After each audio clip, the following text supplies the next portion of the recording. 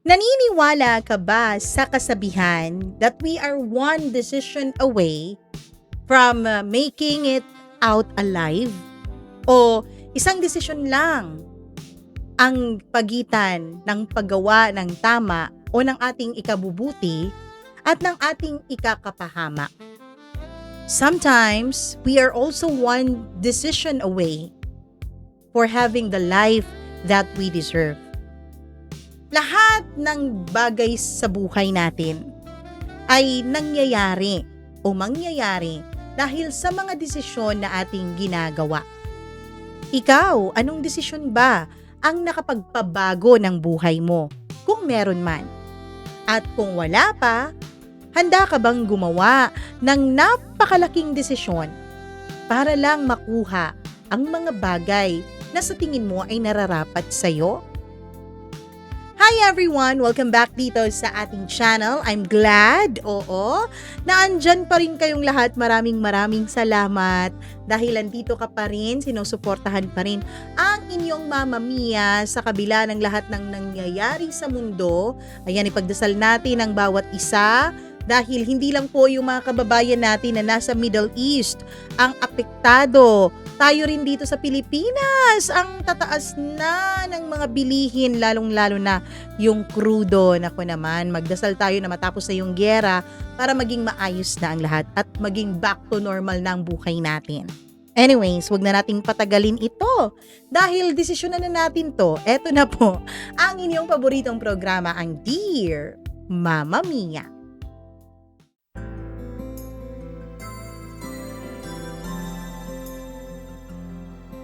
Maraming bagay sa ating buhay na maaari nating pagsisihan pagdating ng panahon.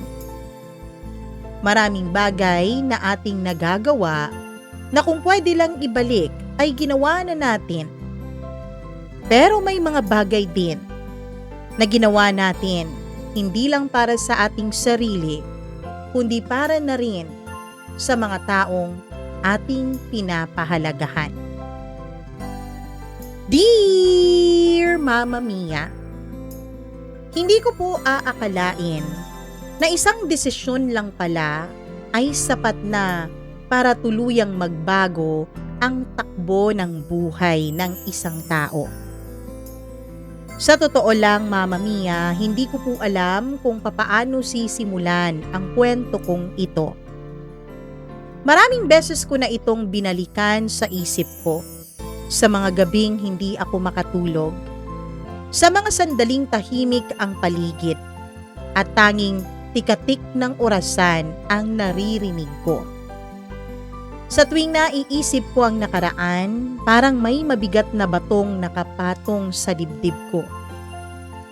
Marahil sa mata ng iba, mali ang mga naging desisyon ko sa buhay. Siguro kung kayo ang nasa lugar ko noon, iba ang pinili ninyo.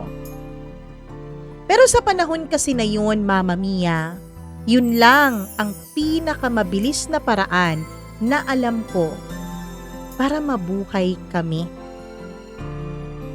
Hi po sa inyong lahat, lalong-lalo na sa iyo, Mama Mia, at sa iyong mga tagapakinig na tulad ko ay laging nag-aabang ng tahimik sa iyong programa.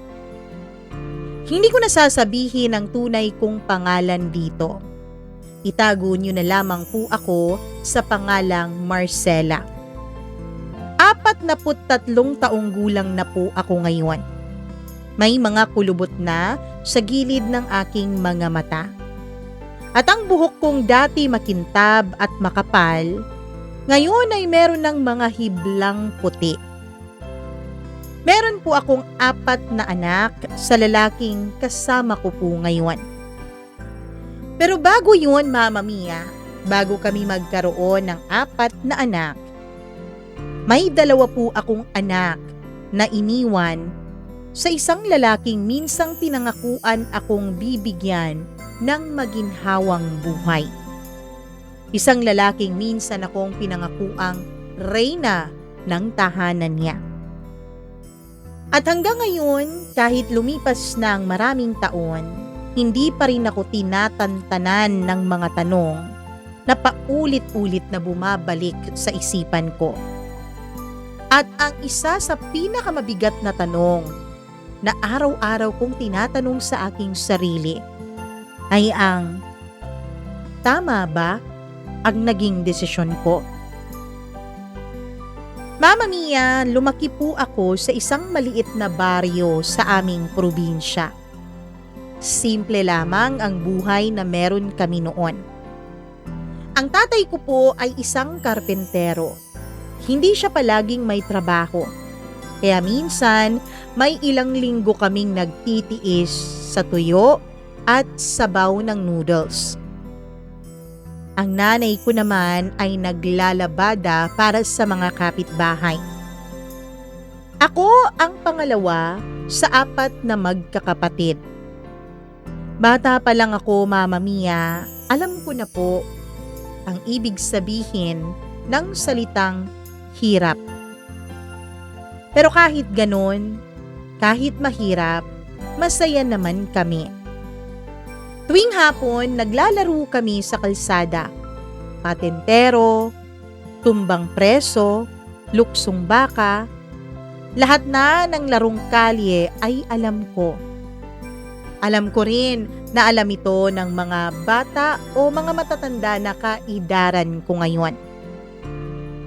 Hindi ko noon naiisip kung gaano pala kahirap ang buhay kapag matanda ka na. Ang akala ko kung anong hirap na nararanasan namin nung bata pa lang ako, yun na yun. Iba pala kapag ikaw na ang may responsibilidad. Ang mahalaga lang kasi sa akin noon, nung bata ako, ay ang makasama ang mga kaibigan ko at makauwi sa bahay na may mainit na kanin.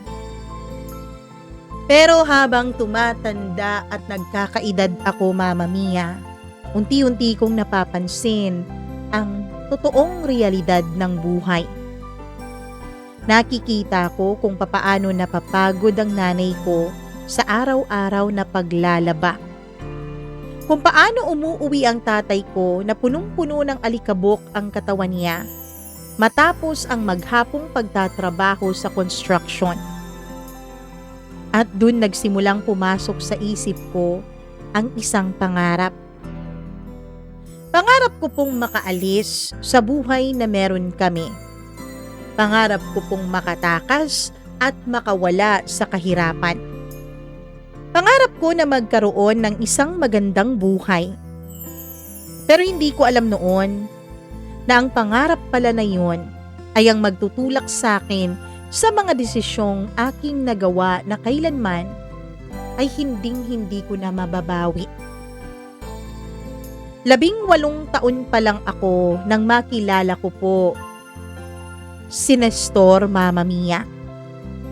Isa po siyang tricycle driver sa terminal na malapit lang sa may palengke. Ako naman noon ay may maliit na pwesto sa gilid ng kalsada bilang sidewalk vendor. Nagbebenta ako ng palamig, gulaman, at kung minsan ay halo-halo kapag may extra kaming puhunan, lalo na kapag summer. Meron din akong mga meriendang paninda, tulad na lamang ng turon, banana Q, at kwek-kwek kung mura yung itlog. Mainit ang araw noon nang una ko siyang mapansin, Mama Mia. Akala ko, wala lang yung araw na yon. Akala ko kagaya lang yon ng araw-araw na pagsusumikap ko sa bangketa. Abala ako noon sa paglalagay ng yelo sa malaking timba ng sagot gulaman na paninda ko. Nang ilang sandali pa ay may huminto na tricycle sa harap ng pwesto ko. "Miss, pabili nga ng sagot gulaman?" sabi ng boses ng isang lalaki. Pagtingala ko ay nakita ko siya. Matangkad siya para sa isang tricycle driver. Medyo kayumanggi ang kaniyang balat at may kakaibang kislap ang kaniyang mga mata. Yung uri ng kislap na para bang laging may iniisip na kalokohan. Yung malaki po ba o maliit? Tanong ko. Ngumiti siya. Naku miss, kung pwede lang sana, ikaw na lang ang bilhin ko. Napairap ako kaagad. Hindi po ako kasama sa menu, sabi ko. Tumawa siya ng malakas. Mama Mia, hindi naman nabago sa akin ang mga ganong eksena. Hindi nabago sa akin ang mga ganong pasaring ng mga lalaki. Ganyan naman talaga ang karamihan sa mga kalalakihan, 'di ba? Ang hindi ko alam, iba pala pagdating kay Nestor. Dun sa kalokohan niyang yun, dun pala magsisimula ang lahat. Halos araw-araw na siyang bumibili sa pwesto ko pagkatapos noon. Minsan gulaman, minsan turon, minsan kahit wala naman talaga siyang gustong bilhin, ay tumatambay siya doon sa pwesto ko. Marcela, napakainit ngayon ah. Sabi niya minsan habang nagpapaypay gamit ang kaniyang panyo. Araw-araw naman pong mainit, Ginoo. Sabi ko. Hindi ah, iba ang init ngayon kasi nandyan ka eh. Napailing na lang ako. Ang corny mo? Mama Mia, kahit ganon, hindi ko po maitangging napapangiti ako sa bawat hirit ni Nestor sa akin. Napakagaling kasi talaga niyang magpatawa. Ewan ko kung sa akin lang ba, kung ako lang ba, pero natatawa talaga ako sa bawat hirit niya. Joker kasi siya, Mama Mia. Bolero. At higit sa lahat, marunong siyang mambola ng mga babae. Hindi ko alam kung papaano niya nagagawa ang mga bagay na yon. Hindi ko alam kung papaano niya nagagawang unti-unting pumasok sa puso ko. Pero sa bawat hirit, sa bawat pagpapatawa, sa bawat salita, parang unti-unti akong nahuhulog sa kanya. Hindi naman po sa pagbubuhat ng sariling bangko, Mama Mia. Pero may itsura naman po ako nung kabataan ko. Maputi ako kung ikukumpara mo sa karamihan ng mga taga sa amin. Mahaba ang tuwid na tuwid kong buhok. At sabi ng mga kapitbahay ay maganda raw ang mga mata ko. Yung mga matang parang nangungusap. Yung mga matang nakakaakit kahit wala namang ginagawa. Siguro yun ang dahilan kung bakit ako napansin ni Nestor. Siguro yun ang dahilan kung bakit niya ako niligawan. At siguro nga, Mama Mia, yung pagpapatawan niya sa akin araw-araw ang naging dahilan kung bakit rin ako bumigay kay Nestor. Mama Mia, sa totoo lang, hindi po nagustuhan ng mga magulang ko si Nestor. Tricycle driver lang yan, sabi ng tatay ko isang gabi habang kumakain kami at napag-usapan sa hapagkainan ang tungkol sa aming dalawa ni Nestor. Anong maibibigay niyang buhay sa'yo, ha? Gusto mo ba maging katulad ng buhay natin ang magiging buhay mo at ang buhay ng mga anak mo? Gusto mo bang maghirap din, ha? Nahimik lang ako noon, Mama Mia. Pero sa loob ko, nagre-rebelde na po ako. Gano'n naman talaga tayong mga kabataan. Kapag bata ka, kapag kinukontra ng mga matatanda ang gusto mo, pakiramdam mo ay parang nagiging kontrabida sila sa iyong buhay. Maayos naman po siyang tao. Sagot ko. Napabuntong hininga noon ng nanay ko. Anak, sa totoong buhay, hindi lang sapat na mabait lang. kailangan mo rin ng lalaking kayang bumuhay ng pamilya. Kailangan mo rin ng lalaking hindi ka mahihirapan masyado kapag naging mag-asawa na kayo. Pero Mama Mia, kahit na meron naman talaga akong pangarap noon na makaahon sa kahirapan, parang biglang naglaho ang lahat ng yun nung makilala at maging jowa ko na po si Nestor.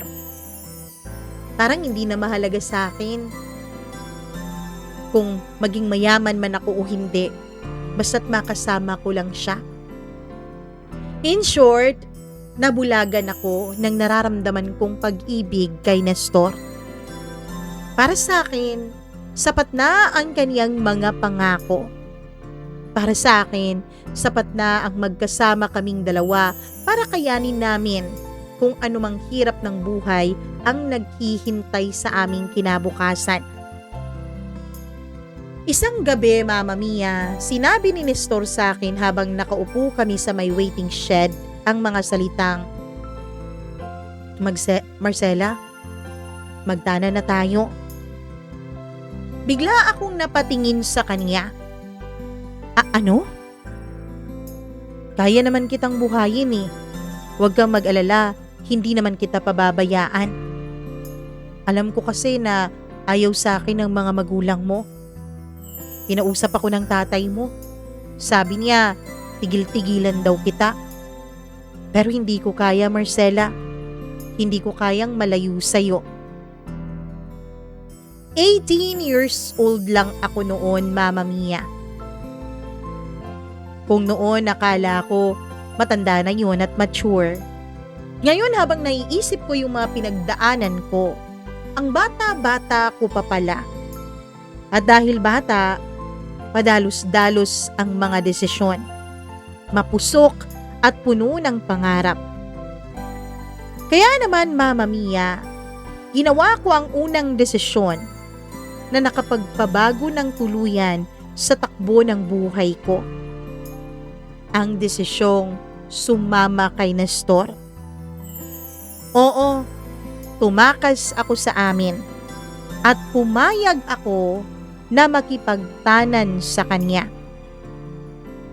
Akala ko, yun na ang simula ng masayang buhay. Ang hindi ko alam, Mama Mia, yun lang pala ang magiging simula ng pinakamahabang pagsubok sa buhay ko. Noong gabi na tumakas ako sa amin, pakiramdam ko isa po akong bida sa mga pelikula. Tahimik na tahimik ang buong bahay. Naririnig ko ang hilik ng tatay ko mula sa kabilang kwarto at ang mahinang pag-ubo ng nanay ko habang natutulog. Nakatayo ako sa gilid ng kama. Hawak ang maliit na bag na pinaglagyan ko ng ilang damit. 2 blouse, isang lumang palda at isang pares ng tsinelas. Yun lang ang dala ko bukod sa suot ko noon. Yun lang ang kaya ko pong dalhin. Ilang beses akong napatingin sa pintuan ng kwarto ng mga magulang ko. May bahagi sa akin na gustong kumatok. Gustong yakapin sila at sabihing, aalis na po ako. Pero alam ko na kapag ginawa ko yon, ay pipigilan nila ako, Mama Mia. At kung mangyari man yon, baka mawalan ako ng lakas ng loob na ituloy ang napag-usapan namin ni Nestor. Kaya naman, kahit mabigat ang aking kalooban, tahimik akong lumabas ng aming tahanan. Paglabas ko sa kalsada, naroon na po si Nestor. Nakaupo siya sa kanyang tricycle. Nakasandal sa manibela habang naghihintay sa akin. Nang makita niya ako, agad siyang napangiti ng malapad. Handa ka na ba? Tanong niya. Hindi ako sumagot agad. Tumingin muna ako ulit sa bahay namin. Sa maliit na bahay na yon na yari sa kahoy at yero, kung saan ako lumaki, kung saan magkasama naming hinarap ng mga kapatid ko at mga magulang ko ang hirap ng buhay. Sa bahay kung saan ako natutong mangarap, kung saan ako unang natutong magmahal. At doon ko rin unang mararanasan ang sakit ng pagsisisi. Pero syempre Mama Mia, hindi ko pa yun alam noon. Dahil rumaragasa pa po ang matinding damdamin na nararamdaman ko para kay Nestor. Pagkatapos kong lingunin sa huling pagkakataon ng bahay namin, ay tumango ako. Handa na. At sa isang iglap, sumakay ako sa tricycle niya at iniwan ang lahat ng bagay na nakasanayan ko. Dinala niya ako sa maliit na inuupahan niyang kwarto sa kabilang barangay. Isang maliit na silid lang yun na gawa sa plywood at ang dingding. May lumang electric fan sa sulok, isang manipis na kutsyon sa sahig, at isang maliit na mesa na may 2 plastic na upuan. Eto na. Eto na ang magiging bagong tahanan ko. Kasama ang lalaking minamahal ko. Sa unang gabi namin doon, syempre hindi ko naman naramdaman ang hirap. Sa halip, punong-puno ng saya at ligaya ang puso ko. Pakiramdam ko, Mama Mia, magsisimula na ang buhay na pinapangarap ko. Marcela, sabi ni Nestor habang nakahiga kami sa kutsyon. Oh? Hinding-hindi kita pababayaan. Ngumiti ako. Alam ko naman yun, Nestor. Ramdam ko. At sa sandaling iyon, Mama Mia, naniwala at nagtiwala ako sa kanya. Buong-buo ang paniniwala ko. Pero hindi naging madali ang mga sumunod na buwan. Maagang gumigising si Nestor para mamasada. 5:00 pa lang ng umaga ay umaalis na siya para makapila na agad sa terminal dahil maraming tao sa palengke tuwing madaling araw. Ako naman ay naiiwan sa maliit naming kwarto na yon. Sa umpisa, hindi ko po alam kung anong gagawin ko sa buong araw. Wala akong trabaho. Wala akong ibang pinagkakaabalahan. Hanggang sa isang araw, nagpasya akong tumulong na sa kanya. Wala rin naman akong gagawin eh. Humiram ako ng konting pera sa kapitbahay namin at bumili ng ilang sangkap para makapagluto ng banana Q at turon. Nagtayo ako ng maliit na mesa sa labas ng inuupahan naming kwarto. At doon ako nagsimulang magtinda. Sa unang araw, Mama Mia, 3 piraso lang po ang benta ko. Pero hindi ako nawalan ng pag-asa. Araw-araw pa rin akong nagluluto. Araw-araw akong nakaupo sa harap ng bahay, naghihintay ng mga bibili. Unti-unti ay nakilala din ako ng mga tao sa lugar na yon. Doon tayo kay Marcela bumili. Masarap yung turon niya eh.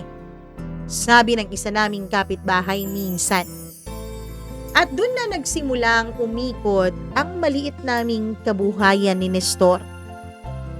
Siyempre Mama Mia, dahil magkasama na kami sa iisang bubong, ay may nangyayari na rin sa amin ni Nestor.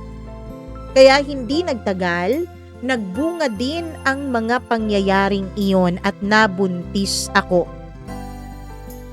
18 years old pa lang ako noon, Mama Mia.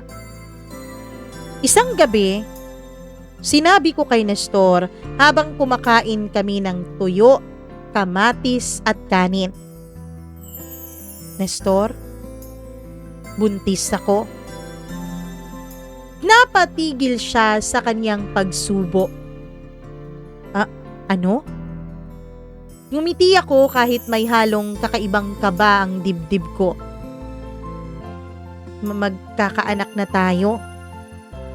Tahimik siya sandali, Mama Mia. Kinabahan ako.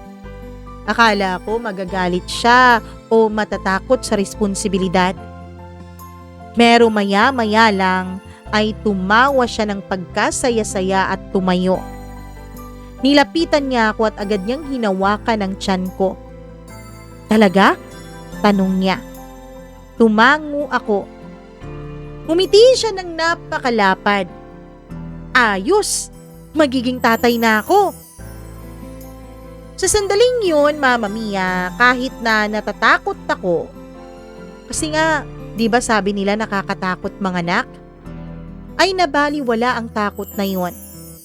Napuno ng saya ang buong puso ko. Pakiramdam ko ay kumpleto na ang buhay ko. May asawa ako at magkakaanak na kaming dalawa. At kahit hindi kami mayaman, naniniwala akong magiging masaya ang aming pamilya. Ilang buwan ang lumipas, ipinanganak ko ang panganay naming anak. Isang lalaki. Mama Mia, maliit siya nung ipinanganak ko, pero malakas ang kanyang iyak. Sabi ng manghihilot na nagpaanak sa akin, alam mo magiging matapang tong batang to. Habang hawak-hawak ko si baby sa aking mga bisig, ay hindi ko pumapigilang umiyak. Hindi dahil sa sakit ng panganganak, kundi dahil sa sobrang galak na nararamdaman ko. Pakiramdam ko, Mama Mia, ay may bagong dahilan na ako para patuloy na lumaban sa buhay. Sa mga unang taon namin bilang pamilya, simple lang po ang buhay namin. Si Nestor ay namamasada, ako naman ay nagtitinda sa harap ng bahay habang inaalagaan ko ang aming anak. Minsan ay kulang ang kinikita naming dalawa ni Nestor pero nakakaraos naman. May mga araw na sabaw lang at kanin ang ulam namin. May mga araw na sardinas. Pero may mga araw din na nakakabili kami ng karne ng manok. Sa tuwing may extra kaming pera, bumibili si Nestor ng sorbetes para sa anak namin. Pinapanood ko silang dalawa habang nagtatawanan sa labas ng bahay. At sa puso ko, naniniwala akong tama ang naging desisyon kong sumama kay Nestor. Lumipas ang ilang taon, Mama Mia. Lumaki na ang anak namin. Naging madaldal siyang bata at paborito niyang sumakay sa tricycle ng tatay niya. Mama, ako na ang driver! Sigaw niya minsan habang nakaupo sa harap. Napapangiti ako sa tuwing nakikita ko silang mag-ama. Pakiramdam ko ay buo na ang mundo ko. Pero tulad ng maraming kwento ng buhay, may mga pagsubok talagang dumarating nang hindi mo inaasahan.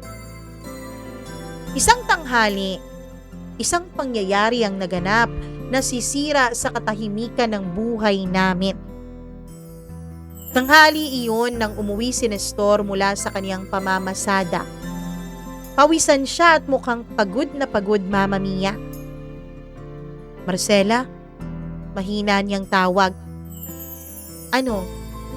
Sagot ko habang nagluluto ako noon ng turon. Marang nahihilo yata ako. Napatingin ako sa kanya. O sige, umupo ka na muna dyan. Pero bago pa siya makaupo, ay bigla siyang bumagsak sa sahig, Mama Mia. Hanggang ngayon ay sariwang-sariwa pa rin sa isip ko ang araw na iyon. Isang ordinaryong tanghali lang sana iyon, katulad ng maraming araw na lumipas sa maliit naming tahanan. Mainit ang sikat ng araw. Ramdam ko ang lagkit ng pawis sa batok ko habang nakatayo sa harap ng kalan. Nagpiprito ako ng turon para sa mga suki kong dumadaan tuwing tanghali. Sa labas, naririnig ko ang mga batang naglalaro sa kalsada. May nagbabatuhan ng tansan, may nagtatakbuhan at may nag-aagawan sa isang luma at halos pudpud ng bola. Sa loob ng bahay namin ay nakaupo sa sahig ang anak ko. Ang panganay naming anak at abala sa paglalaro ng mga tansan na kinulayan niya ng pentel pen. Mama! Sigaw niya habang tumatawa. Tingnan mo, nanalo ako. Napangiti ako sa anak ko. Mag-isa ka lang namang naglalaro dyan, anak. Paano ka matatalo? Napakamot siya ng ulo at napatawa na rin. Ganito lang ang buhay namin noon. Simple, minsan kulang, pero puno ng mga maliliit na sandali ng saya. Ang hindi ko alam ay ilang segundo na lang pala ay magbabago na ang lahat. Narinig ko ang tunog ng tricycle na huminto sa harap ng bahay namin. Alam ko na agad na si Nestor iyon. Sanay na ang tenga ko sa tunog ng makina ng tricycle niya. Kahit sa gitna ng maraming sasakyan, kaya ko yung kilalanin, Mama Mia. Mama, andito na si Papa! Sigaw ng anak ko habang tumatakbo palabas. Napangiti ako. Sige, sabihan mong maghugas muna siya ng kamay bago kumain. Sigaw ko pabalik. Ilang sandali pa ay narinig ko na ang mabibigat na hakbang ni Nestor papasok ng bahay. Pero parang may kakaiba. Hindi tulad ng dati na malakas ang boses niya at agad na nagbibiro. Ngayon ay ang tahimik niya. Marcela, mahina niyang tawag. Napalingon ako sa kanya. Nakatayo siya sa may pintuan, nakahawak sa gilid ng dingding. Pawisan siya at maputla ang kanyang muka. At para bang hirap siyang tumayo ng maayos. Oh, anong nangyayari sa'yo? Tanong ko agad. Parang nahihilo ako eh. Sagot niya. Lumapit ako sa kanya. O sige, umupo ka na muna dyan. Pero bago pa siya makaupo sa bangko, ay bigla siyang bumagsak sa sahig. Nestor! Napahiyaw ako. Parang tumigil ang mundo ko sa sandaling yon. Nakahiga siya sa sahig, nanginginig ng bahagya at nakapikit ang kanyang mga mata. Papa! Sigaw ng anak namin habang umiiyak. Hindi ko alam noon ang gagawin ko, Mama Mia. Hindi pa ako nakaranas ng ganitong sitwasyon noon. Lumuhod ako sa tabi niya at hinawakan ang kanyang mukha. Nestor! Gising, Nestor! Wala siyang sagot. Ilang minuto lang ang lumipas pero pakiramdam ko ay napakatagal ng oras. Tinulungan ako ng mga kapitbahay na isakay siya sa tricycle ng isa sa kanila para madala sa health center. Habang hawak ko ang kamay ni Nestor sa loob ng tricycle ay hindi ko mapigilang manginig. Lord, wag mo naman sana siyang kunin. Bulong ko. Hindi ko pa kayang mawala siya, Mama Mia. Hindi ko pa kayang mag-isa. Sa health center, sinabi ng doktor ang salitang hindi ko pa noon masyadong naiintindihan. Mild stroke. Parang lumutang ang isip ko. Ano po yun, Dok? Tanong ko. Ipinaliwanag ng doktor na may nangyaring problema sa daluyan ng dugo niya sa utak. Pero mabuti na lang at nadala niyo agad siya dito. Sabi ng doktor, may chance siyang makarecover. Napaupo ako sa bangko. Hindi ko alam kung iiyak ba ako o magpapasalamat, Mama Mia. Pero siguro dapat pareho. Ilang araw siyang nanatili sa health center. Sa panahong iyon, halos hindi ako umalis sa tabi ng asawa ko. Mama Mia, sa pagkakataong ito, ay maayos na po ulit ang relasyon ko sa mga magulang ko. Kaya ang nanay ko pa ang nagbantay sa anak namin sa bahay dahil wala na akong ibang mahingan ng tulong. At oo, Mama Mia, bumalik po ako sa mga magulang ko para humingi ng tulong dahil wala akong ibang kilalang pwedeng makatulong sa sitwasyon ko. Hindi sila nagtanong, hindi sila nagreklamo. Tahimik nilang tinanggap ang anak ko. At doon ako unang nakaramdam ng sobrang hiya para sa mga taong nagpalaki sa akin. Pagkaraan ng ilang linggo, unti-unti nang nakaka-recover si Nestor. Nakakapagsalita na rin siya ulit ng maayos. Nakakalakad na rin kahit medyo mabagal. Pero sinabi ng doktor na wag na muna siyang magtrabaho ng mga mabibigat. Magpahinga na muna siya, yun ang dapat niyang gawin, misis. Napayuko ako. Kung hindi siya mamamasada, paano kami kakain ng aming pamilya? At doon nagsimula ang tunay na laban sa buhay ko. Simula noon ako ang gumigising ng maaga para maghanda ng paninda. Nagluluto ako ng banana Q, turon at kung ano-ano pang meriendang alam ko. Ako rin ang nagbabantay sa tindahan buong araw habang inaalagaan ko ang asawa kong nagpapagaling.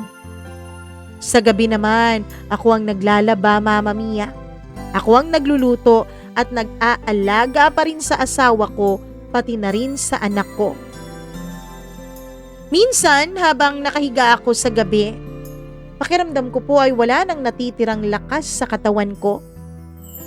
Pero sa tuwing nakikita ko ang anak ko na mahimbing na natutulog sa tabi ko at si Nestor na pilit bumabangon kahit mahina pa, lagi kong sinasabi sa sarili ko na kaya ko to, kaya ko pa.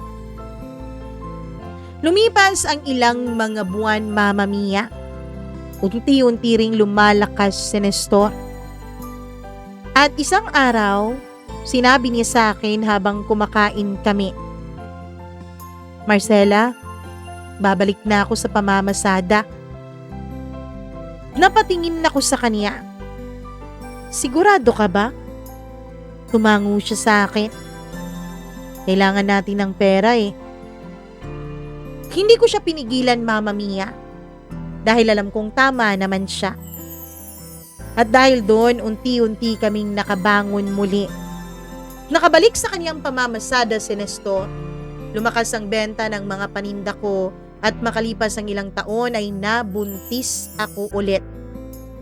Akala ko noon yun na ang simula ng bagong pag-asa. Hindi ko alam na ang bawat pagsubok pala ay hindi nagiging madali, kundi mas nagiging mabigat. Matapos ang unang stroke ni Nestor, ay parang unti-unti nang bumalik sa normal ang takbo ng buhay namin. Hindi naman agad-agad pero sapat na para muling makalanghap ng pag-asa. Naalala ko ang unang araw na muling bumalik si Nestor sa kaniyang pamamasada, Mama Mia. Maaga siyang gumising, madilim pa ang paligid at malamig ang hangin ng madaling araw. Tahimik lang siyang nagbihis habang ako naman ay nakaupo lang sa gilid ng kama at pinapanood siya. May halong kaba noon sa dibdib ko. Nestor, tawag ko. Lumingin siya sa akin habang nagsusuot ng kanyang tsinelas. Oh, sigurado ka ba talagang kaya mo na? Sandali siyang natahimik. Pagkatapos ay ngumiti siyang muli. Yung ngiting pilit pero matapang. Kaya ko to. Hindi naman pwedeng ikaw lang lagi ang kumikilos eh. Tumayo siya at lumapit sa akin. Hinawakan niya ang kamay ko. Salamat, Marcela, ha? Sa lahat ng ginawa mo. Hindi ko alam, Mama Mia, pero bigla akong napaiyak. Siguro dahil sa pagod. Siguro dahil sa takot na baka maulit yung nangyari. Pero higit sa lahat, siguro dahil sa tindi ng pagmamahal namin ni Nestor sa isa't isa. At dahil doon ay unti-unting naging maayos ulit ang buhay namin. Hindi man kami yumaman pero kahit papaano ay hindi na kami gaanong nagigipit. Mas dumarami na rin ang bumibili ng mga paninda ko. Bukod sa banana Q at turon, nagdagdag pa ako ng lumpiang toge at kwek-kwek sa menu ko. Tuwing hapon, puno ang harap ng bahay namin ng mga estudyante. Ate Marcela, pabili nga po ng 5 kwek-kwek. Ate, 2 turon yung sa akin. Ate, pahabol naman ng banana Q. Sa tuwing nakikita ko silang masayang kumakain habang nagkukwentuhan, pakiramdam ko ay may maliit akong mundong nabuo sa harap ng bahay namin. Isang simpleng mundo pero sapat na para mabuhay kami. Lumaki na rin ang anak namin. Nasa elementarya na siya noon. Masipag siyang bata. Tuwing umaga bago pumasok sa eskwela ay tumutulong muna siya sa akin. "Mama, ako na maglalagay ng stick sa banana queue," sabi niya. Napangiti ako. "Salamat anak ha." Hindi ko mapigilang maging proud sa anak ko, Mama Mia. Sa kabila ng hirap ng buhay, lumaki siyang mabait at responsable. Isang gabi habang kumakain kami ng hapunan, sinabi ko kay Nestor ang matagal ko nang gustong sabihin. Mga ilang araw ko na rin yung tinatago sa kanya. "Nestor, buntis ako." Napatingin siya sa akin na parang hindi agad na proseso ng utak niya ang sinabi ko. "Talaga?" Tumango ako. Unti-unting lumapad ang ngiti niya gaya nung una kong binalita sa kanyang pagbubuntis ko sa panganay namin. "Isa pa?" sabi niya habang tumatawa. "Isa pa," sagot ko. Nilapitan niya ako at hinawakan ng tiyan ko. Pagkatapos ay hinalikan iyon. Ilang buwan lang ang lumipas at pinanganak ko na ang pangalawa naming anak na isa namang babae. Mama Mia, kung ang panganay ay madaldal, yung sumunod naman ay tahimik. Madalas lang siyang nakatingin sa paligid habang nakasubo ang daliri. Pero napakaganda niya. Makinis ang kanyang balat at malalaki ang kanyang mga mata. Sa tuwing tinitingnan ko silang magkapatid, pakiramdam ko ay kumpleto na talaga ang buhay ko. 2 anak, isang lalaki at isang babae. Isang asawa, isang maliit na kabuhayan. Hindi man marangya, pero masaya. Lumipas ang mga panahon. Nasa high school na noon, sa unang baitang ang anak namin na panganay. Samantalang ang bunso naman ay nasa elementarya na. Mas dumami ang gastusin, pero mas nagsipag din kaming mag-asawa. Si Nestor halos buong araw nang namamasada. Minsan gabing-gabi na siyang nakakauwi. Ako naman ay mula umaga hanggang hapon nasa harap ng bahay at nagtitinda. Pagkatapos noon ay magluluto, maglalaba at mag-aasikaso pa ako ng mga bata. Nakakapagod, oo, pero sanay na ako. Hanggang sa dumating ang araw na hindi ko kailanman makakalimutan. Isang araw ng Sabado iyon, tahimik ang paligid dahil walang pasok ang mga estudyante. Nasa harap ako ng bahay at nagbabalot ng lumpiang toge. Ang bunso ko naman ay naglalaro ng manika sa tabi ko. Habang ang anak kong panganay ay nasa loob ng bahay at nag-aaral. Biglang narinig ko ang pamilyar na tunog ng tricycle ni Nestor. Pero may kakaiba. Masyado siyang maagang umuwi. Karaniwan kasi hapon pa siya bumabalik eh. Puminto ang tricycle sa harap ng bahay. Napatingin ako sa kanya. Agad kong napansin ang kakaiba. Nakatitig lang siya sa harap, hindi siya bumababa. "Nestor?" Tawag ko. Hindi siya sumagot kaya lumapit na ako sa tricycle. "Nestor!" Dun ko nakita na nanginginig ang kaliwa niyang kamay, Mama Mia.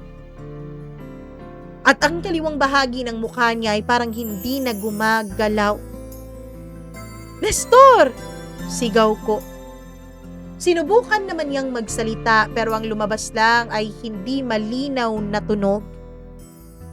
At bago pa ako makapagsalita ay bumagsak siya sa upuan ng tricycle. Doon naman biglang lumabas ang panganay naming anak sa bahay. "Mama, anong nangyari kay Papa?" Sigaw ng anak ko habang tumatakbo palabas. Hindi ko alam ang gagawin ko. Parang bumalik yung bangungot. Pero mas malala, mas nakakatakot. at mas mabigat. Dinala namin siya sa ospital. Mas naging matagal ang pagsusuri sa kanya. Mas seryoso ang mukha ng doktor. At nang kausapin niya ako sa labas ng kwarto ay narinig ko ang mga salitang bumasag sa puso ko. Malubha na ang stroke niya. May posibilidad na hindi na siya muling makakalakad pa ng maayos. At maaaring maparalyze din ang kalahati ng kaniyang katawan. Parang gumuho ang mundo ko. Hindi ko alam kung paano makakahinga. Hindi ko alam kung paano kami mabubuhay. Pagkalipas ng ilang linggo, nakauwi naman si Nestor sa bahay. Pero hindi na siya ang lalaking nakilala ko noon. Ang kalahati ng katawan niya ay hindi na gumagalaw. Hirap na siyang magsalita. Hirap siyang kumain. Hirap siyang mabuhay. At sa pagkakataong iyon, Mama Mia, ako na naman ang kailangang sumalo ng lahat. Pero ang hindi ko alam, na sa sobrang bigat pala ng pasaning iyon, darating ang araw na gagawa ako ng desisyon na babago sa buhay naming lahat. Hindi madaling tanggapin ang bagong realidad ng buhay namin. Noong unang mga araw matapos naming maiuwi si Nestor mula sa ospital, pakiramdam ko ay hindi pa rin ako nagigising mula sa isang masamang panaginip. Umasa ako na isang umaga ay magigising siya at makikita ko siyang nakaupo sa gilid ng kama, nagbibihis para mamasada na. Natatawag siya mula sa kusina. Hahanapin ang tsinelas niya. Pero hindi yun nangyari, Mama Mia. Sa halip tuwing umaga ay nakikita ko siyang nakahiga sa kama, nakatitig sa kisame. Ang kaliwang bahagi ng katawan niya ay hindi halos gumagalaw. Kapag sinusubukan niyang magsalita, kailangan kong makinig ng mabuti dahil mabagal at malabo ang bawat salita niya. Marcela, ano yun? Tubig. At agad akong tatayo para painumin siya. Ganito ang araw-araw naming buhay. Hanggang sa unti-unti kong natutunan ang lahat ng kailangan niyang gawin. Ako ang nagpapakain sa kanya. Ako ang nagpapalit ng damit niya. Ako ang naglilinis sa kanya kapag hindi na niya mapigilan ang pag-ihi o pagdumi. Sa umpisa, hindi ko po maitatangging sobra akong nahihirapan, Mama Mia. May mga gabing umiiyak ako ng tahimik sa loob ng banyo. Hindi dahil sa galit, hindi dahil sa pagkasuklam, kundi dahil sa pagod.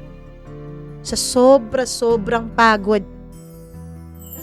Bukod sa pag-aalaga kay Nestor, kailangan ko ring buhayin ng mga anak ko. Parehong nag-aaral na noon ang mga anak ko, Mama Mia. Dahil high school na ang panganay ko, mas malaki na ang gastusin. Projects, uniforme, pamasahe. Yung bunso naman, nasa elementarya pa lang pero kailangan din ng baon at mga gamit sa eskwela. Pinilit ko pong palakihin ang maliit kong negosyo. Mas maaga akong gumigising para maghanda ng paninda. Mas marami akong niluluto. Banana Q, turon, lumpiang toge, kwek-kwek, at minsan pati fishball kapag may puhunan. Pero kahit anong sipag ko, hindi pa rin sapat, Mama Mia. Unti-unti kaming nalulubog sa utang. Una sa tindahan sa may kanto. Ate Marcela, bayaran mo na lang kapag meron na, sabi ng may-ari. Pagkatapos sa mga iba naming kapitbahay. O Marcela, ito muna 500. Pero sana mabayaran mo agad ha. Kailangan ko din kasi yan eh. Hanggang sa umabot sa sari-saring utang na hindi ko na halos mabilang at matandaan, Mama Mia. Minsan habang nagbibilang ako ng barya sa gabi, pakiramdam ko ay sasabog na ang ulo ko sa kakaisip. Paano ko pagkakasyahin ang 500 piso sa isang linggo? Paano ko babayaran ang mga utang? Paano ko pag-aaralin ang mga anak ko? Ang panganay ang unang nakapansin ng pagod ko. Isang gabi habang naghuhugas ako ng plato ay lumapit siya sa akin. Mama, pwede ba akong tumigil muna sa pag-aaral? Napahinto ako. Ano? Magtatrabaho na lang ako para makatulong sa'yo. Parang may sumaksak sa puso ko, Mama Mia. Huwag mong sasabihin ulit yan, ha? Sabi ko agad. Pero Mama, wag. Agad kong putol sa sasabihin niya. Napatingin siya sa akin. Halos hindi ko na mapigilan noon ang luha sa mga mata ko. Ang pag-aaral niyo na lang ng kapatid mo ang pinanghahawakan ko, anak. Kung pati yun mawawala, hindi ko na alam kung para saan pa ako lumalaban. Sabi ko. Tahimik siyang tumango pero nakita ko ang lungkot sa mga mata niya. Minsan habang nakaupo ako sa harap ng bahay at nagtitinda, lumapit sa akin ang isa sa mga kakilala ko sa barangay, si Aling Rosa. "Oh, Marcela," sabi niya habang nauupo sa bangko. "Oh, Aling Rosa, napadalaw po kayo. Kumusta si Nestor?" Napabuntong hininga ako. Ganun pa rin po. Saglit siyang natahimik. Pagkatapos ay medyo lumapit sa akin. "May kilala akong pwedeng mahiraman mo ng pera." Napatingin ako sa kanya. "Ano po?" "Isang nagpapautang." Agad akong nagkaroon ng pag-asa. "Talaga po?" "Oo, at hindi siya mahigpit sa bayaran." Para sa isang taong lubog na sa utang, parang ilaw sa dilim ang mga narinig kong iyon. "Pwede niyo po ba akong ipakilala?" Sandali siyang nag-alinlangan. Pero pagkatapos ay tumango din. "Sige, bukas isasama kita." Hindi ko alam noon, Mama Mia, na ang pagkakakilala lang palang iyon ang magiging simula ng isang desisyon sa buhay ko. Kinabukasan ng hapon, sinamahan ako ni Aling Rosa sa bahay ng lalaking nagpapautang daw. Medyo malayo iyon sa amin. Isang bahay na mas malaki kumpara sa mga bahay dun sa barangay na yon. Yero pa rin ang bubong pero sementado ang dingding. Sa harap ng bahay ay may nakaparadang motorsiklo at isang kotse. "Pumatok ka," sabi ni Aling Rosa. Hinabahan ako pero ginawa ko. Ilang segundo lang ang lumipas at bumukas ang pinto. At doon ko nakita ang lalaking magpapabago pala ng takbo sa buhay ko, Mama Mia. Siya si Cardo. May edad na siya. Siguro nasa 50 na. Malaki ang kanyang katawan. Makapal ang bigote at ang paraan ng pagtitig niya sa akin ay parang may kung anong bagay na hindi ko maipaliwanag. Isang tingin pa lang, Mama Mia, parang alam ko na agad na may kapalit ang tulong na ibibigay niya sa akin. Pero sandaling iyon, mas malakas ang pangangailangan ko sa pera kaysa sa sakot ko sa kanya. "Nung kailangan mo?" tanong niya habang nakatingin sa akin mula ulo hanggang paa. Nilunok ko ang kaba ko. Sabi po ni Aling Rosa, "Nagpapahiram daw po kayo ng pera? Kailangan ko po sanang manghiram." Ngumiti siya ng bahagya. Isang ngiting hindi ko agad naintindihan. Pagkatapos ay sinabi niya ang mga salitang magpapabago sa buhay ko. "Pwede naman."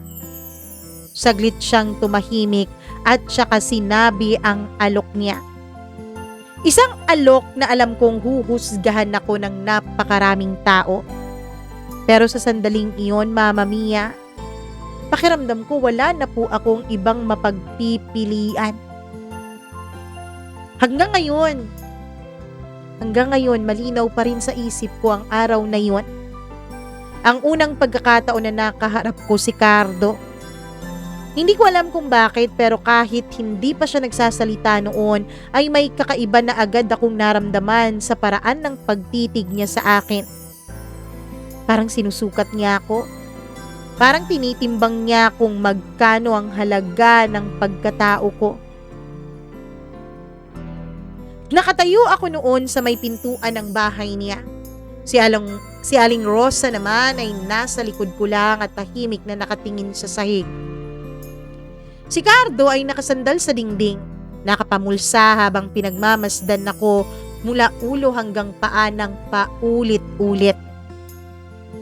Pakiramdam ko ay nahuhubaran niya ako sa tingin pa lang na yon.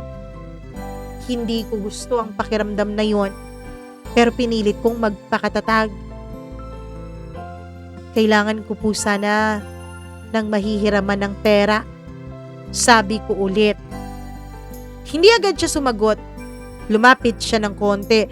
Pagkatapos ay naupo sa plastik na upuan sa may sala.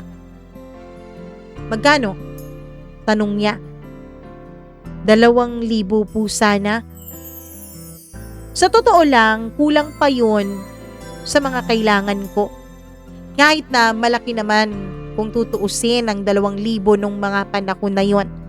Kung ikukumpara mo ngayon, Mama Mia. Pero ayokong masyadong lakihan ang perang hihiramin ko. Ayokong mas lumubog pa sa utang. Kumango siya ng dahan-dahan. Pwede naman. Parang gumaan ang pakiramdam ko sa mga salitang yon. Pero ilang segundo lang yon dahil may sumunod siyang sinabi. Pero may kapalit. Para akong binuhusan ng malamig na tubig noon, Mama Mia. Ano po yun? Mahina akong tanong. Napangiti siya. Isang ngiting hindi ko alam kung paano ko ipapaliwanag. Hindi kasi iyon ngiti ng kabaitan. Hindi iyon ngiti ng awa at pagtulong. Parang ngiti iyon ng isang taong alam niya at hawak na niya ang kahinaan mo. Diretsahan na tayo. Magbembem tayo, sabi niya. Parang tumigil ang mundo ko. Hindi ako agad nakapagsalita, Mama Mia. Pakiramdam ko ay may kung anong sumabog sa ulo ko noon. Ano po? Tanong ko kahit na malinaw ko namang narinig ang sinabi niya. 1 beses lang. Bibigyan kita ng 2,000. Tapos, hindi mo na kailangang bayaran yon. Napayuko ako, Mama Mia. Naririnig ko ang malakas na tibok ng puso ko. Sa loob ng ilang segundo ay parang sabay-sabay na pumasok sa isip ko ang lahat. Ang asawa kong baldado na nakahiga sa kama. Ang mga anak kong nag-aaral. Ang mga utang ko na hindi ko na alam kung papaano ko mababayaran. Ang mga gabing wala kaming makain kundi instant noodles. Marcela, tama ba? Yun ang pangalan mo? Mahina niyang tawag. Kung ayaw mo, ayos lang naman. Kumibit balikat siya. Marami namang ibang pwedeng lumapit sa akin. Para akong pinisil sa dibdib sa mga sinabi niya, Mama Mia, dahil alam kong totoo yun. At alam kong kapag umalis ako doon, babalik ako sa bahay na walang dalang pera. Hindi ko na raw kailangang bayaran. Tanong ko. Umiling siya. Hindi na. Pero kapag kailangan kita, pupunta ka dito. Parang may kung anong bumagsak sa loob ng dibdib ko. Alam kong mali, Mama Mia. Alam kong hindi iyon tama. Alam kong kung malalaman iyon ng mga anak ko balang araw, baka sakaling hindi na nila ako igagalang pa. Pero sa sandaling iyon, hindi na lang ako basta ina, Mama Mia. Isa na rin akong taong desperado. Aling Rosa? Mahina akong tawag sa taong kasama ko. Pero hindi siya tumingin sa akin. Nakatitig lang siya sa sahig na para bang ayaw niyang makialam. Na para bang ayaw niyang maging bahagi ng desisyon ko.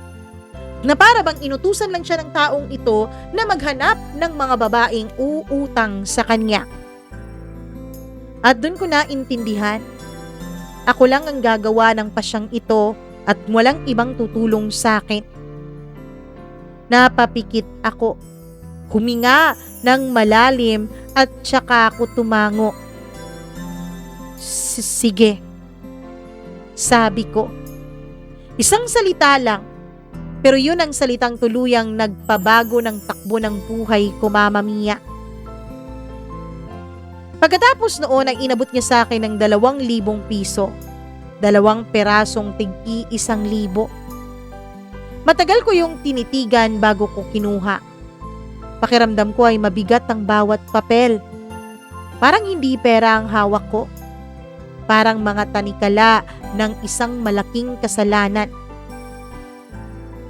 Mama Mia, hindi ko na ikukwento ang detalye ng mga pangyayari sa aming dalawa ni Cardo. Hindi dahil sa ikinakahiya ko lang, kundi dahil hanggang ngayon, masakit pa rin talaga itong alalahanin.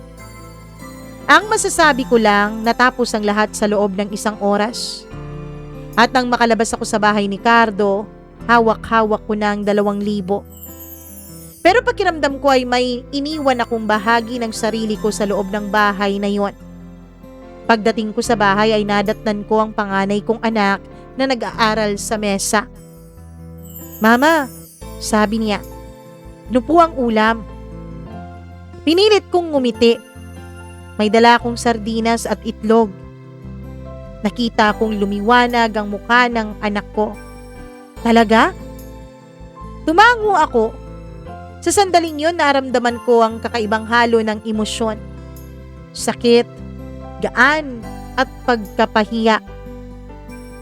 Kinagabihan habang pinapakain ko si Nestor ay bigla siyang nagtanong, Marcela, saan ka nanggaling kanina? Saglit akong natigilan. Sumideline lang ako. Hindi na siya nagtanong ulit. Siguro dahil wala na siyang lakas. Siguro dahil ayaw na rin niyang malaman. Pero sa gabing iyon, habang nakahiga ako sa tabi niya, hindi ako makatulog, Mama Mia. Paulit-ulit kong tinanong ang sarili ko, ano ang ginawa ko? Hindi ko alam noon na iyon palang simula. Dahil makalipas ang 1 linggo ay bumalik ulit ako kay Cardo. At hindi na 2,000 lang ang kapalit. Pagkatapos ng unang linggo mula nang makuha ko ang unang pera kay Cardo ay nagbago ang buhay ko ng tuluyan. Hindi na lang po simpleng sideline ang pinasok ko, Mama Mia. Naging lingguhan na po ang pagpunta ko sa bahay ni Cardo. Sa umaga, ina ako. Ina sa 2 anak ko kasama ang asawa kong si Nestor na paralisado na ang kalahating katawan. Sa gabi naman, babae ako ni Cardo. Ang babaeng pumapasok sa kanyang mundo. Kumikita ng pera na halos hindi ko maisip noon na kaya kong kitain. Ang umaga ko, Mama Mia, nagigising ako ng 5:00. Bumisita ang sikat ng araw sa maliit naming kwarto. Si Nestor ay nakahiga na sa gilid ng kama at nakatingin sa kisame. Pilit sinusubukan ang kanyang kamay para kumilos kahit konti. Ang mga anak ko naman ay tulog pa pero kailangan kong maghanda ng paninda. Banana Q, turon at lumpiang toge. Kapag bumukas na ang tindahan ko sa harap ng bahay, nagsisimula na ang ingay ng mga bata sa barangay. Ate Marcela, pahingi ng 5 peraso. Tila walang katapusan ang araw na yon. Pero sa puso ko alam kong kailangan ko yung gawin. Para sa mga anak ko. Para sa kanilang kinabukasan. Pagkatapos ihanda si Nestor at patunayan na may ulam ang mga bata, nagbibihis ako ng ibang damit. Naglalagay ng konting kolorete sa mukha at nagsusuot ng mahabang palda. Simple, pero sinisigurado kong kaakit-akit. Doon sa bahay ni Cardo, wala nang tatawag ng mama o asawa sa akin. Isa na lamang akong babae. Isa na akong sandalan niya. Ang babaeng handang gawin ang anumang bagay na hinihingi niya sa kama. Sa loob ng bahay niya natutunan kong iwan ang takot at pangamba sa labas. Lahat ng pagod at hiya ay nakakaligtaan ko ng ilang oras kapag nandun ako kay Cardo. Ngunit sa bawat halik, sa bawat haplos may kabayaran. 2,000 hanggang 4,000 sa loob ng isang linggo. Pakiramdam ko noon sa bawat linggo, unti-unti kong nabibili ang buhay ko pabalik mula sa kahirapan. Ngunit sa bawat halik at yakap, parang may bahagi sa puso ko na naiiwan sa dilim ng sala sa bahay ni Cardo. Hindi alam ng mga anak ko, ni Nestor, ang mga nangyayari. Kapag nagtitext o tumatawag ang mga anak ko o si Nestor, ang sagot ko lang lagi ay may sideline lang ako. Hindi sila nagtatanong. Alam kong pagod na si Nestor at baka ayaw na rin niyang malaman. Minsan nakikita ko sa mga mata ng panganay ko ang lungkot. Pero tinatanggap niya lang ang pera. Siguro sa isip niya, yun ang pamilya naming nakaligtas. At sa tuwing hawak ko ang kanyang maliit na kamay o niyayakap ko ang bunso ko sa gabi, may halo ng hiya at kasalanan sa dibdib ko. Pero kailangan kong kumilos, Mama Mia. Makalipas ang ilang buwan, si Cardo ay nagkaroon ng malaking pabor. "Marcela," sabi niya isang gabi, "bakit hindi ka na lang sa akin tuluyan? Ako nang bahala sa lahat ng gastos mo, sa lahat ng pangangailangan mo." Hindi ko alam kung bakit, pero ang puso ko noon ay sadyang napakabigat. Pagod na ako. Labis na napagod ang nararamdaman ko. Pero, si Nestor, ang mga anak ko, mahina akong sagot. Ngumiti siya at hinawakan ang kamay ko. "Hindi ko naman papalitan ang pamilya mo. Ngunit sa akin, may kapahingahan ka. Sa akin, may makakakita sa lahat ng sakripisyo mo." At sa sandaling iyon, hindi ko po mawari kung bakit naramdaman ko ang kalakayaan at hiya ng parehong pagkakataon. Hindi ko pa rin iniwan ang pamilya ko, ngunit pinili kong dalhin ang sarili ko sa mundo ni Cardo. Mama Mia, patuloy ang mga ganung bagay. Hanggang lumipas ang ilang taon. Ang mga anak ko ay lumaki na. Nagpatuloy sa kanilang pag-aaral. Si Nestor naman ay nanatiling paralisado sa isang bahagi ng kaniyang katawan. Ngunit sa bawat araw natututo akong mahalin siya sa paraang may malasakit at hindi sa pag-ibig. Ako at si Cardo ay nagkaroon na rin ng 3 anak. Ang kanilang mga ngiti ay nagbibigay ng ibang mundo sa akin. Isang mundo na ako ay ina at ina na rin sa ibang paraan.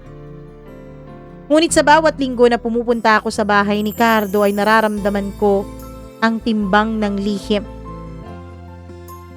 Oo, Mama Mia, nalaman na rin po ni Nestor ang ginawa ko.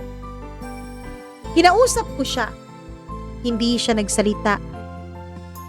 Bago ako tuluyang pumunta kay Cardo ay kinausap ko muna si Nestor, Mama Mia.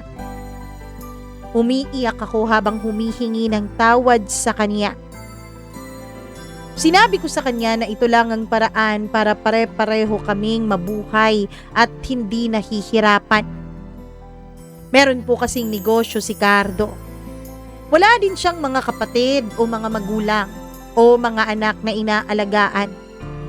Dahil sa sobrang pagpo-focus niya noon sa kanyang negosyo ay hindi siya nakapag-asawa. Hindi sumagot si Nestor habang kinukwento ko ang tungkol sa aming dalawa ni Cardo. Nakikita ko lang na umiiyak siya. Sa totoo lang, Mama Mia, naaawa po ako kay Nestor. Kung meron lang sanang ibang paraan ay hindi ko naman gagawin ito, kaya wala na. Kaya lang wala na. Nung gabing nagpaalam ako, ay kinausap ko din ang mga anak ko. Sinabi ko sa kanila, Mama Mia, na mag-a-abroad ako. Hindi ko sinabi ang totoo. Lumipat kasi ng ibang lugar si Cardo dahil nagkaroon ng magandang oportunidad ang kaniyang negosyo. Ayaw pang pumayag ng mga anak ko nung una, lalong-lalo na ang bunso. Pero ang panganay kong anak, tila may alam siya. Hindi siya nagsasalita. Iniwanan ko sila sa pangangalaga ng mga magulang ko. Samantalang si Nestor naman ay iniwanan ko sa kapatid niya. Nagpapadala ako ng pera sa mga anak ko, pati na rin sa mga gamot ni Nestor at sa kaniyang pagkain, at bayad na rin sa kapatid niya sa pag-aalaga nito kay Nestor. Mama Mia, kahit na ganun ang nangyari sa pamilya namin, kahit na masakit, pinili ko po yun para mabuhay kaming pare-pareho. Sa ngayon ay nasa Maynila ang mga anak ko. Nag-aaral na po ng kolehiyo ang panganay ko, Mama Mia. Samantalang ang bunso ko naman ay magtatapos na sa senior high ngayong taon. Siguro, Mama Mia, sa mga nakikinig ngayon sa programang ito, iisipin nilang napakawala kong kwentang ina. Iisipin nila na napakadumi kong babae. Pero sa totoo lang, ginawa ko naman ang lahat ng yun para sa mga anak ko. At dahil hindi kami kasal ni Nestor, ay nagpakasal kaming dalawa ni Cardo. Sa ngayon, Mama Mia, si Cardo po ay bedridden na. Ako na po ang namamahala sa kanyang mga negosyo. Habang inaalagaan ko rin ang mag-aapat na naming anak. Opo, dahil sa edad ko ngayon na 43, ay buntis ako sa magiging bunso naming dalawa ni Cardo. Hindi ko na po nakikita ang mga anak ko kay Nestor. Pero hindi naman nila tinatanggihan ang perang binibigay ko sa kanilang pag-aaral.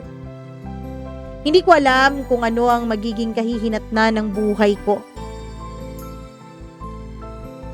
Pero ang tanging alam ko lang, Mama Mia, ang buhay ay puno ng mga desisyon. Mali man o tama, ang bawat desisyon ay may kabayaran. Natutunan ko po na ang bawat sakripisyo ay may kaakibat na kabayaran. Ang bawat kaginhawaan ay may kaakibat na kahirapan. Mahirap po ang naging buhay ko. Pero kung tatanungin mo ako, Mama Mia, kung magkakaroon ulit ng pagkakataon, gagawin ko ulit ang ginawa ko. Maliman sa paningin ng iba, maliman sa paningin ninyong lahat. Pero ito ang nagsalba sa buhay ng mga anak ko. Maraming salamat po, Mama Mia, at pagpasensyahan nyo na sana kung hindi man po maayos ang pagkakakwento ko. Maging ako, hindi ko akalain na darating ang araw na mag-share ako sa programa mo. Matagal-tagal na po akong tagapakinig ninyo. Magdadalawang taon na. Kaya naisipan ko rin na mag-share para na rin doon sa iba. Para na rin malaman nila, Mama Mia, na may mga inang katulad ko. Mga ina na handang gawin ang lahat. Kahit isakripisyo ang kanilang mga sarili para sa kanilang mga anak. Hanggang dito na lamang po at lubos na gumagalang. Marcela.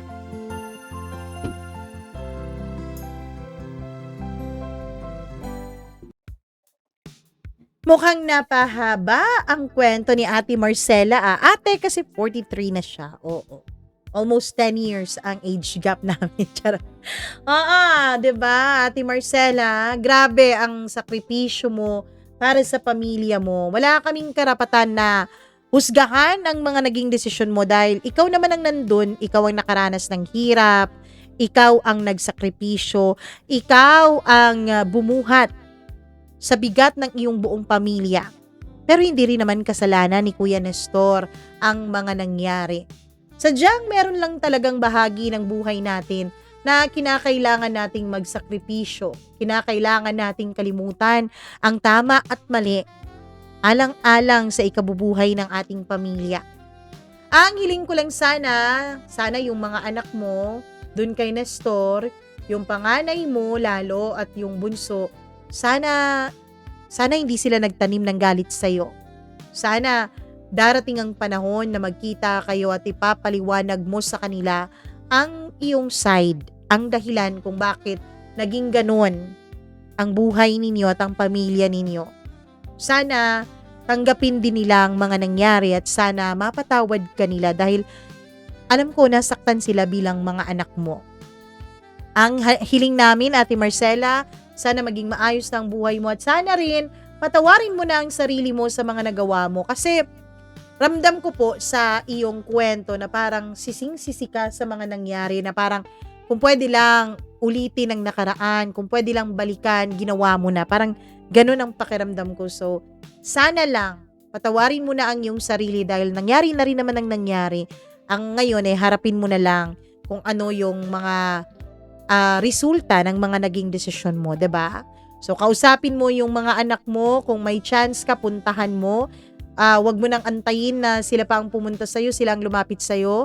Wag nang ganoon, ikaw muna ang lumapit sa kanila, lalo pat nasa kolehiyo na ang iyong panganay. So puntahan mo, kausapin mo at naway mapatawad ka ng mga anak mo at mabuo ulit ang inyong pamilya. Alam mo kung kanino ako mas naaawa? Kay Kuya Nestor, sa totoo lang, awang-awa ako sa kanya dahil hindi naman niya ginusto yun Kaya lang wala ka rin naman ibang magpapagpipilian. Well, wala tayong karapatang manghusga dahil kanya-kanya tayo ng buhay, kanya-kanya tayo ng pagsubok at kanya-kanya tayo ng paraan kung papaano harapin ang mga pagsubok na yon. Maraming salamat Ate Marcela sa pagbabahagi mo ng mahaba man pero napakagandang kwento ng iyong buhay. Thank you so much sa tiwala dahil dito mo talaga napiling ipadala ang kwento ng buhay mo. Thank you so much. And speaking of thank you, hindi talaga ako magsasawang magte-thank you sa ating mga taga-suporta at mga nagmamahal sa atin. Thank you so much. Hello ako sa ating mga members. Ayon, unahin muna natin sila. Maraming salamat sa 15 members na nanatili sa atin hanggang ngayon. Thank you very much po. Hello ako kay Marlia Guiana Shane. Thank you very much. Jasmine Magbanwa, Miriam Gutierrez, Rose Arevalo, Rico Sedanco, Colleen Bueno, Gimaras Girl, Benson Boisers, Macdax, Dayan Martinez, Maria Elena Abe, Maureen Tugab, Gail Easy, Mila Raduban at Freaky, thank you very much. At syempre sa mga nanatili pa rin sa atin, kahit na napakahirap na ng buhay, kahit na ang dami-daming mga ganitong content na nagkalat sa YouTube, dito sa YT, andito pa rin kayo at isa pa rin ako sa pinapakinggan ninyo. Kaya maraming salamat. Hello ako kay Ronnie Dioso. Sabi niya, dito pa rin kami Mama Mia, mga silent listener niyo po sa Makilala, North Cotabato. Maraming salamat. Mr. Maharlika, thank you very much. Hello rin ako kay Gretchen Gaurana. Listening always from Sagay City, Negros Island Region. Maraming thank you. Sandara Undi, Jinky Beruela, Drex. Maraming salamat. Judith McGovern. Hi Ma'am Judith. Kay Dins Lumigid, thank you very much. Ayun. Hello din kay Gimaras Girl. Thank you very much Nancy Asperas. At Frix Magno. Maraming salamat. At sa mga hindi po natin nabanggit, baka sa susunod nating kwento, kayo na po ang babanggitin ko. And yes, wala pong video sa side na ito. Oo, kasi masyadong mahaba na putol. Buti na lang pinutol ko at kinat ko dahil kung hindi, wala talagang video ang kwentong ito. Maraming salamat sa inyong lahat. I love you all so much. Mag-ingat po kayo palagi. Bye-bye!